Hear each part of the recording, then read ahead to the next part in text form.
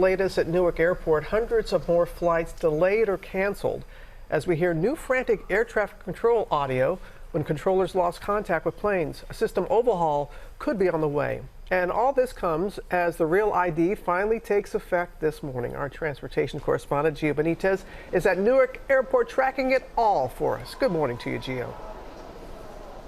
Hey, Robin, good morning. Yeah, Newark Airport here still has the most cancellations in the world right now, and this may go on for weeks. And like you said, Robin, that major Real ID change starting today.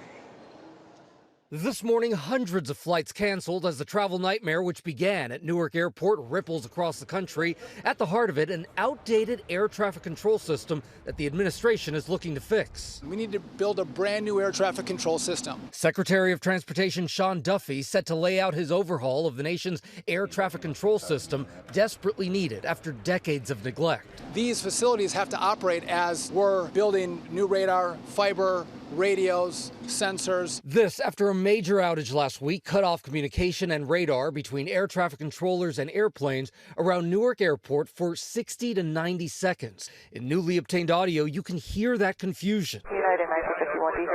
Pilots trying to make contact met by silence. And even when air traffic controllers were finally able to reach various planes, they were still unable to locate them. We don't have a radar, so I don't know where you are.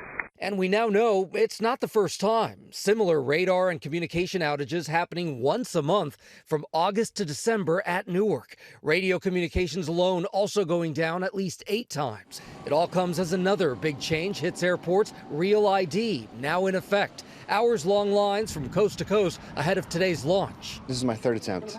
Twice I was turned away after a 3-hour wait. Our Alex Perez outside Chicago's Real ID Supercenter on Tuesday. For weeks now, this is what the line here has looked like, blocks long, as some getting in line at 4 a.m., hours before the facility even opens. Travelers were told that starting today, a Real ID compliant driver's license or a sufficient alternative like a passport is needed to fly domestically. But Tuesday, Homeland Security Chief Kristi Noem clarifying, saying if you don't have a Real ID yet, you can still fly for now. If it's not compliant, they may be diverted to a different line, have an extra step, but people will be allowed to fly.